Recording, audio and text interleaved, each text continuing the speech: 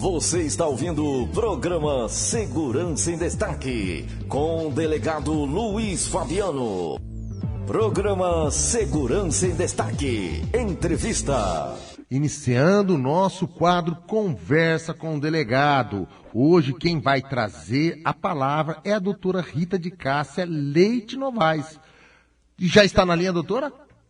Boa tarde, doutora Rita.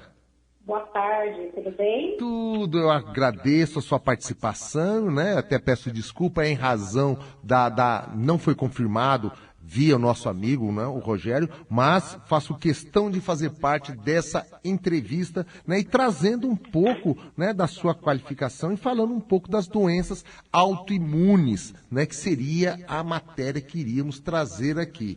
A senhora tem especialização em nutrição clínica, né, parental, esportiva, fitoterápica, funcional e terapêutica quântica. Gostaria que a senhora fizesse uma breve apresentação aí, que eu acho que os nossos ouvintes vão querer saber um pouco desse currículo tão belo da senhora. Primeiramente, muito boa tarde a todos. Agradeço o convite. Eu sou nutricionista, eu tenho algumas especialidades em nutrição clínica, nutrição funcional, parenteral, fitoterapia, esportiva e também faço parte do membro da cirurgia bariátrica. E atuo também na parte de física quântica como terapeuta. Atualmente trabalho em consultório e faço assessoria e consultoria para algumas indústrias de alimentos também. O que seria o objeto, né, da nossa entrevista, que eu acho que é muito interessante trazer, que seria o que são doenças autoimunes, né? Num momento de pandemia, é tão importante trazer isso, né? As pessoas muitas vezes estão preocupadas com o Covid e morrem, às vezes, de uma sequela que o Covid deixa. As doenças autoimunes são doenças que atacam o nosso sistema imunológico contra a nossa própria estrutura do nosso organismo. O que nós aprendemos na escola? Que nosso corpo ele vai combater vírus e bactérias. Mas acontece também que muitas vezes alguns alimentos na qual nós consumimos, algumas proteínas não digeridas, elas são apresentadas para o nosso corpo, gerando esse processo autoimune. O que é isso? Então, esse corpo é apresentado para o nosso corpo e ele vai desenvolver um sistema imunológico para fazer o combate. Como não é nem um vírus, nem uma bactéria, e nossa célula não tem olho, ela enxerga como se fosse um agressor. E nesse mecanismo de doença autoimune, cada um de nós temos no nosso órgão alvo. Você pode desenvolver vários tipos de patologia. Algumas eu vou citar aqui, como, por exemplo, a diabetes, fibromialgia, artrite, artrose, lúpus, doença de Crohn, colite, enterocolite, psoríase, né, hipotireoidismo de Hashimoto. Então, são várias patologias que estão envolvidas nesse sistema imunológico, na qual as pessoas vão, durante a sua vida, adoecendo e sofrendo essas patologias, essa agressão pelo seu sistema imunológico. Hoje, mais ou menos, nós temos por volta de 8 a 10% da população, uma regra em geral, que eles têm essa doença autoimune e muitas vezes não é tratada da forma adequada. Eu acho que é importante trazer para os nossos ouvintes, né, uma vez conhecendo o que são essas doenças autoimunes e como se trata ela, né, o tratamento, né, se existe tratamento ou não. Se a senhora quiser trazer especificamente de alguma doença que é autoimune para falar dela, das mais comuns, a senhora teria toda a liberdade. Correto. Então, assim, o tratamento de uma doença autoimune, ela deve ser multidisciplinar. Então, o endócrino, o nutricionista, o psicólogo, são profissionais que devem fazer parte desse corpo de tratamento. E dependendo do órgão-alvo, outros profissionais também devem fazer parte. Por quê? Nesse tratamento, você vai ter uma abordagem que o médico vai fazer uso de anti-inflamatórios, corticoides. Muitos pacientes eles têm essa doença autoimune gerada por um gatilho. O que é o gatilho? Naquele momento da vida do paciente, ele está sofrendo algum trauma, algum problema, onde o sistema imunológico dele vai estar mais debilitado e aquele alimento que ele consome, ele vai ter um gatilho para ter uma doença autoimune. Então, se o paciente fizer somente um tratamento com um profissional, ele não vai ter sucesso. Então, ele vai ter que fazer uma abordagem multidisciplinar. E a gente tem que entender que muitas vezes tratar da cabeça do paciente é muito importante, para que ele saiba lidar com aquela situação que naquele momento está sendo difícil para ele, né? Então, por exemplo, se o paciente ele tem uma retrocolite, que hoje em dia cada vez mais está aparecendo mais pacientes, né? A retrocolite, muitas vezes o paciente ele está passando por um problema na vida dele, pode ser até uma morte de um ente querido, e na qual aquele momento que ele está passando muito difícil, ele vai desenvolver esse gatilho. Aqueles alimentos na qual o paciente consome e ele não consegue digerir essa proteína da forma adequada, ela vai fazer com que o organismo dele cria uma imunidade contra o próprio corpo dele.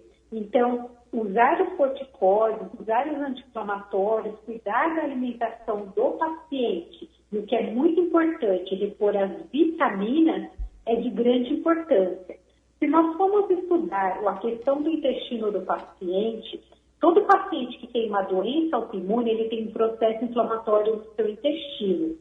Então, assim, nosso intestino, ele é responsável pela questão da nossa ansiedade, pela questão do nosso humor e pela absorção de vitaminas. Então, quanto mais estiver esse paciente com o intestino irritado, ele vai estar mais ansioso, ele também não vai conseguir absorver os nutrientes da forma adequada. Se eu não absorvo os nutrientes da forma adequada, essa carência nutricional vai fazer que as minhas células não vão funcionar, não funcionem de uma forma adequada. E aí vai virar um círculo vicioso. Então, tratar da alimentação do paciente nesse momento que ele está com uma doença autoimune é muito importante. Por quê? Às vezes o paciente ele pode fazer uma alimentação bem regrada, mas nem tudo aquilo que ele está consumindo ele consegue fazer absorção, porque o intestino dele está inflamado. Ou então, o estômago dele não está fazendo a digestão da forma adequada. Então, se o estômago dele não faz a digestão da forma adequada, prejudica mais ainda, porque aquela proteína que eu citei no começo da nossa entrevista, que ela não consegue ser digerida da forma adequada, ele vai ser apresentado. Então, vai criando essas patologias. E a gente sabe também que o excesso de carboidrato que alguns pacientes consomem, ele vai destruir o colágeno.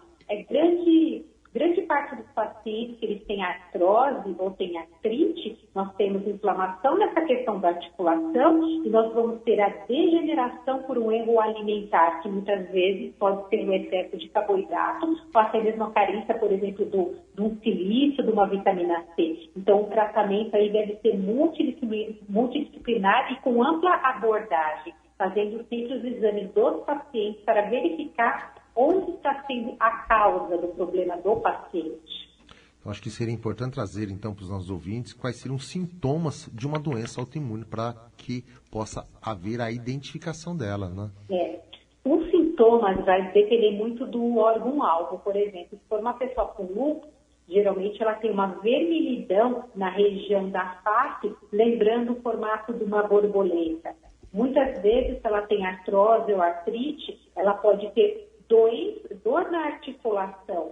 Se ela tiver uma diabetes, ela vai ter alteração. Então, vai depender muito do órgão-alvo que foi atingido, porque a doença autoimune, ela pode ser em vários órgãos, como eu falei, diabetes, fibromialgia, artrite, artrose, doença de Crohn. Então, alguns pacientes, eles sentem que quando eles consomem alguns alimentos, eles não conseguem digerir, eles têm uma sensação de estufamento. Alguns pacientes já não relatam esses sintomas. Então, o que é muito importante, quando o paciente percebe que ele tem alguma mancha no corpo, que não faz parte ali do convívio dele diário, que ele tem alguma alteração, que ele está se sentindo até mesmo uma pressão alta, ou até mesmo uma dor de cabeça, que ele procure ajuda médica e ajuda nutricional para corrigir a sua alimentação, para que o médico verifique realmente qual é a patologia. Por exemplo, se o paciente ele tem lúpus, claro que vai ter que ser realizado o diagnóstico, muitas vezes o paciente chega no consultório com inchaço nas pernas. Então, esse inchaço materno vai ter que ser realizado os exames para verificar se realmente é um lúpus, se o lúpus também vai atacar o seu rim, ou se realmente é um problema circulatório, por isso que essa pele edema está com inchaço. Então, o diagnóstico médico é muito importante para dar seguimento a toda a conduta do tratamento. Doutora, aqui é a Mari Prado, tá? Eu estou acompanhando aqui, eu achei bastante interessante a senhora falar sobre o lúpus. Então, o lúpus, ele pode ser tratado mudando a alimentação? Olha, eu já tratei paciente com lúpus, estava inicial, né? Então, deu para fazer abordagem nutricional, eu fiz a detoxificação do paciente, fiz o tratamento com produtos quânticos, acertei as vitaminas, eu consegui uma boa melhora da paciente. Mas o paciente, ele estava entrando em crise, ele veio no consultório logo no início, quando o médico fez a biópsia e diagnosticou. Agora, se é um paciente que ele tem por anos a patologia e já atingiu o seu rim outros órgãos, aí só o tratamento nutricional não vai resolver. Tem que fazer abordagem com corticoide, que vai ser o médico que vai fazer a prescrição. Então, tudo depende na fase que o paciente está e como ele se adapta à dieta, porque a dieta, o que eu costumo fazer com o paciente? Eu trabalho com um teste de sensibilidades alimentares, onde eu solicito que o paciente faça essa realização desse exame. Esse exame eu vou verificar quais são os alimentos que o paciente não consegue digerir ele da forma adequada, que ele tem essa sensibilidade. Então, a minha abordagem nutricional vai ser muito particular, individualizada para cada paciente, onde por um período eu vou retirar esse alimento onde o paciente inflama, tratar da recuperação dessa permeabilidade intestinal, dessa inflamação intestinal com os nutrientes. E aí, esse tratamento ele vai durar por volta de 6 meses a 1 ano. Então, tem bastante coisa a ser feita com esse tratamento que esse paciente que ele tem uma doença autoimune. Doutora, mas a dieta é muito importante. Doutora, sua entrevista está sendo maravilhosa. Meu Obrigada. Deus, muito boa a sua entrevista. Eu vou aproveitar Obrigada. o ensejo aqui de fazer consulta, falar um pouco da alopécia, né? Eu, particularmente, tive alopecia areata, né? E a alopécia também é uma doença autoimune, e teve casos de mulheres famosas, né? E falar do caso da alopécia em mulheres, né? Que é a queda do cabelo, né? Queda de pelos, né? Eu tive na barba, né? E tratei, né? Então também é uma chamada uma doença autoimune, né? Que a senhora falar um pouco sobre isso, né? Principalmente no quadro para as mulheres, que elas são vaidosas, né? Isso.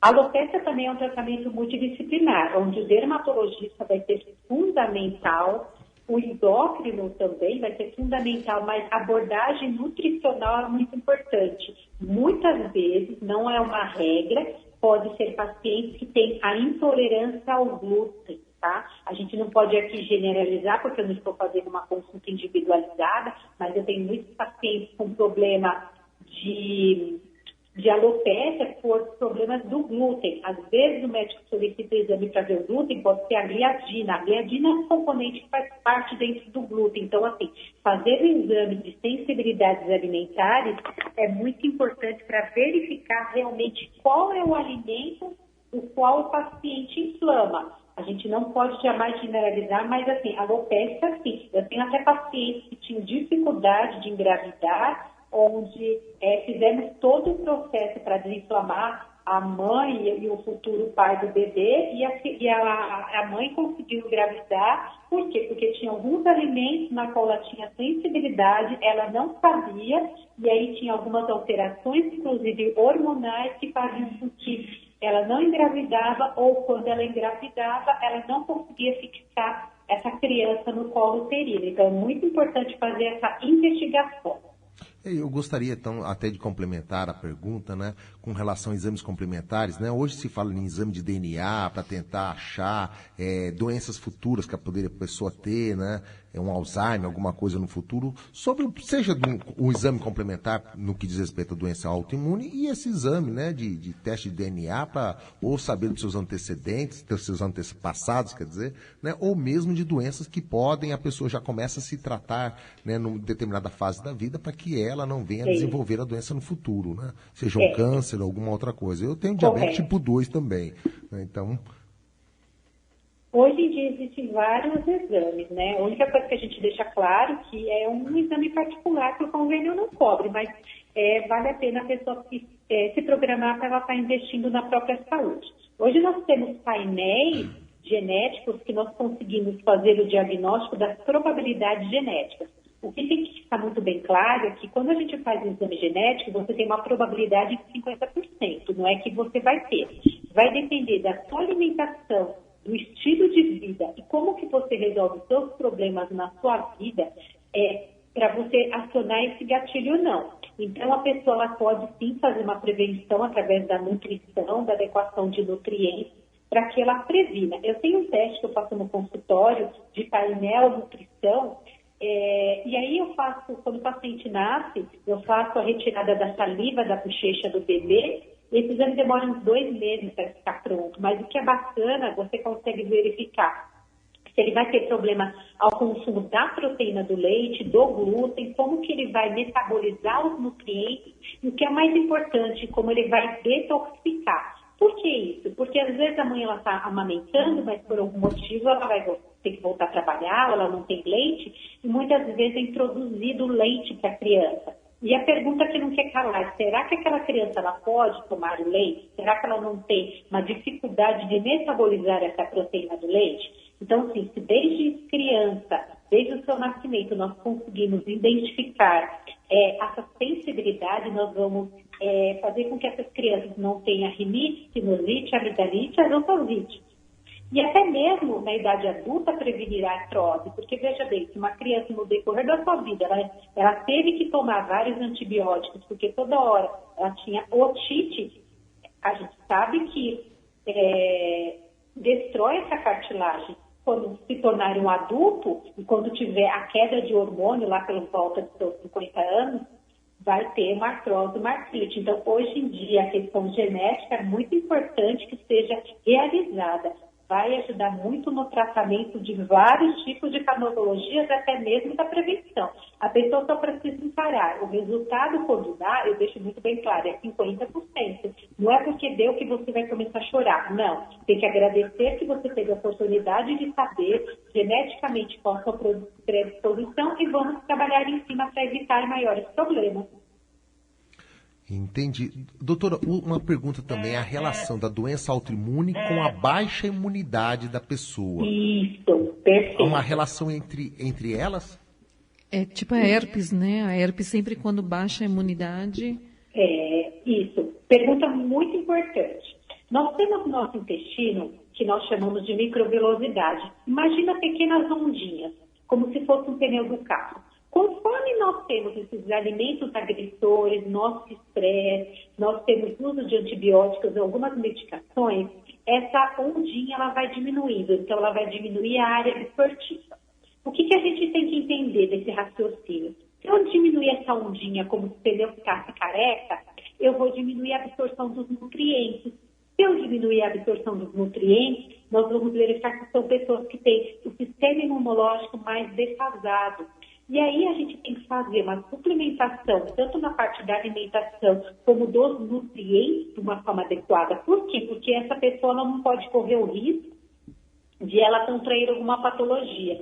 É muito comum, nesses pacientes que tiveram Covid, a carência nutricional. Quando eu pego alguns exames de alguns pacientes que tiveram, eles tinham carência de magnésio, de selênio, da vitamina D, da vitamina K. Então, tem várias vitaminas ali que estavam faltando. Se o paciente ele pega alguma patologia, ele está com nível de vitaminas dentro da referência, para você ter uma longevidade, ele consegue ter um sistema autoimune melhor. Mas se ele tem já uma carência nutricional que muitas vezes não foi diagnosticada, não foi percebida, quando ele pega uma patologia, ele piora mais. E na doença autoimune, como eu falei que tem o gatilho, então vamos supor, teve o falecimento de um ente querido, então imunologicamente a gente já fica meio que abalado.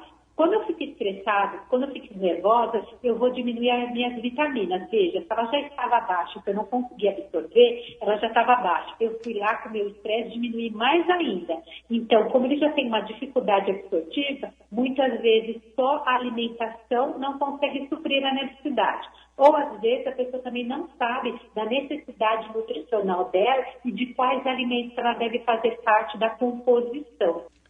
Então, doutora, com relação também, dando prosseguimento, Mari Prado, quer mais alguma pergunta para trazer para a nossa ouvinte? Então, aquele ditado que se diz, a gente é o que a gente come, se encaixa bem nisso daí, né, né doutor delegado? Entre a relação entre alimentação e doença autoimune, né? Não Porque é? uma coisa puxa a outra, né? Uma coisa está interligada à outra, né? Perfeito. E a gente não tem muito essa noção, né? Então, assim, o que é muito importante saber é aquele alimento no qual você inflama. Às vezes o paciente ele pode consumir um alimento que na família todo mundo gosta, que ele se sente super bem, mas é um alimento que causa inflamação. Quando eu faço no consultório o teste de sensibilidades alimentares, às vezes dá alimentos inusitados. O que é inusitado? Gente, da batata doce, da repolho, é alimento que nós falamos são alimentos bons. Mas naquele momento, aquele alimento para o paciente, ele não está consumindo, ele está consumindo e não está conseguindo metabolizar da forma adequada. Geralmente, esses pacientes com doença autoimune, eles não conseguem digerir bem o alimento, eles têm um processo, já começa na digestão, depois vai para a absorção e aí tem um gatilho. Então, a gente tem todo o mecanismo que vai causar. E a doença autoimune não é causada agora, de uma hora para outra. Ele tem uma predisposição genética, ele teve por anos os gatilhos e também que a gente tem que levar em consideração. Nós vivemos num planeta poluído. Em alguns momentos da nossa vida, nós temos que detoxificar. Por quê? Os metais pesados, chumbo, alumínio, arsênio, eles vão ocupar o mesmo receptor, tanto de hormônio como de nutrientes. E se ele está ocupando o receptor e em nenhum momento eu não faço a detoxificação desse paciente, ele também vai ter impacto nessa questão da sua saúde. Então, o que é muito importante, o que eu não posso comer, conhecer os alimentos que eu não posso comer para que eu faça um plano alimentar. Porque fazendo aquele plano alimentar básico, muitas vezes eu posso estar ajudando o paciente, muitas vezes eu posso estar prejudicando o paciente. Então, personalizar o paciente, a dieta e auxiliá-lo na montagem desse plano alimentar nesse dia a dia é muito importante. Eu acho que a pergunta que não quer calar, doutora, né, para encerrar em decorrência do adiantado da hora, tem cura definitiva? Existe cura para a doença autoimune ou apenas tratamento? Cura, para dizer que nunca mais ele vai ter, não podemos prometer. Ao resto da vida dele, ele vai ter que fazer um acompanhamento, porque ele tem o gatilho inicial, ele tem as carências nutricionais, muitas vezes ele tem carência hormonal por detrás, então não tem uma cura. O que você tem é um tratamento, se o paciente segue todo o tratamento, ele faz tudo direitinho, ele não vai ter as suas crises. Mas o paciente ele tem que entender, se ele começa a ficar bem, ele não está tendo crise, ele começa a consumir alimentos na qual ele inflama, ou então ele não faz o pilar. O que é o pilar? Ele não faz atividade física, ele não se alimenta direito, ele não faz uma meditação, ele não tem como objetivo uma melhora na qualidade de vida dele, ele não muda o estilo de vida, ele vai só piorar. Então, o que o paciente tem que entender, como o tratamento é multidisciplinar, ele tem que mudar na sua vida todos os pilares. Não existe doença autoimune sem ter todos esses problemas na qual eu relatei. Então, tem uma pergunta de uma ouvinte aqui para a gente encerrar o quadro em decorrência, mas eu não vou deixar sem resposta. É uma pergunta que é uma curiosidade de uma ouvinte, né? Por que a criança autista engordam tanto? Tá, a doença autista, alguns pacientes, a gestação já começou com a mãe estar inflamada. Essa mãe inflamada, ela já passa essa questão de metais pesados para a criança. A criança autista, nós temos que fazer todo o tratamento, desparasitar a criança, detoxificar, tirar os metais pesados. Essas crianças têm estresse oxidativos das células, nós temos que repor todas as vitaminas desse paciente. Ou seja, se a minha célula, logo quando eu nasci, ela não funciona 100%, ela vai ter uma dificuldade da queima de gordura. Por isso que os pacientes eles têm tanta dificuldade de perder peso. Se você consegue modular essa questão da alimentação, da atividade física, de repor os nutrientes, de detoxificar, desparasitar esses pacientes, eles conseguem pelo menos começar a perder peso. Mas se simplesmente eu fizer uma dieta comum, se eu não restringir alguns alimentos, cada vez mais esse paciente ele vai inflamar, ele vai ter um atraso cada vez maior no seu desenvolvimento. Então é muito importante esse acompanhamento. Inclusive para as mães que estão querendo ficar gestantes, eu faço todo acompanhamento no consultório com o pai, com a futura mãe, para a gente fazer todo esse trabalho, peço pelo menos 6 meses antes, para fazer toda essa reposição nutricional, adaptar o cardápio do pai e da mãe, porque 50% é do pai e 50% é da mãe. E cada vez mais nós vamos ter pacientes autistas e com outras doenças se nós não despoluirmos, não detoxificarmos os pais e as mães. Infelizmente é assim, então nós vamos ter que tratar e saber conviver com essas pessoas que estão vindo com patologias. Obrigado pela resposta. Tem algumas perguntas de outros ouvintes aqui, mas eu achei essa a mais importante, né? Quero entrar nas considerações finais para que a senhora venha trazer sobre endereço, né, do consultório, onde redes sociais, onde a senhora possa, eventualmente, as perguntas que não foram respondidas no ar, que possam ser endereçadas para a senhora, que possam ser respondidas. E sabe, claro, o espaço aqui, o programa Segurança em Destaque, está à sua disposição, doutora. Claro. Pode passar as perguntas para o WhatsApp aqui do consultório, que é o 11 99 228 8515. Eu atendo aqui na região do Tatuapé, próximo ao shopping Tatuapé. E nas redes sociais você tem o site nutricionista.ritanovais.com.br ou então no Instagram, Rita_Novais, né, que você me acha. E é Novais com I, tá? Ah, Novais I. Com I. Novais. Não o pessoal que está procurando Rita Novais com E, não. É Rita Novais. E só para repetir, então, o número do WhatsApp do consultório? É 11 99 228 8515. Ótimo. Eu agradeço a sua participação, doutora Rita de Cássia, né? Por participar do nosso quadro aqui, Conversa com o Delegado, e também no programa Segurança em Destaque. Obrigado mesmo, e continuando agora às 15h. Você está ouvindo o programa Segurança em Destaque, com o delegado Luiz Fabiano. Com o delegado Luiz Fabiano. Com o delegado Luiz Fabiano. Com o delegado Luiz